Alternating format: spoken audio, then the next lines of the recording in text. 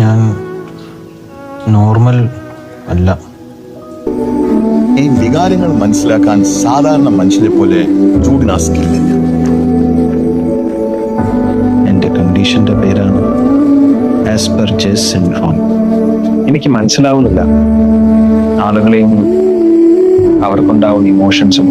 സന്തോഷം, സങ്കടം, സംശയം, ദേഷ്യം, ഭയം, ഇതിലേതാണ് ഫീൽ ചെയ്യാതെ എങ്ങനെയാണ് മനസ്സിലാവുക?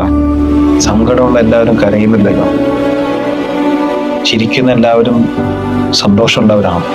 ഇങ്ങനെയാണ് സന്തോഷം, ഇങ്ങനെ ചിരിച്ച്. ഒരു ദിവസം കംപ്ലീറ്റ് ചെയ്യാൻ അവൻ ഇടുന്ന പാടാണ്. ഇമോഷൻസ്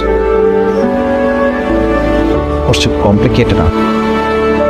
സ്നേഹിക്കാനുള്ള കഴിവില്ലായ്മയാണ് ഏറ്റവും വലിയ അബ്നോർമാലിറ്റി. കുറെ നല്ല ഫ്രണ്ട്സും നിങ്ങളും അവനെ സപ്പോർട്ട് ചെയ്താൽ മതി.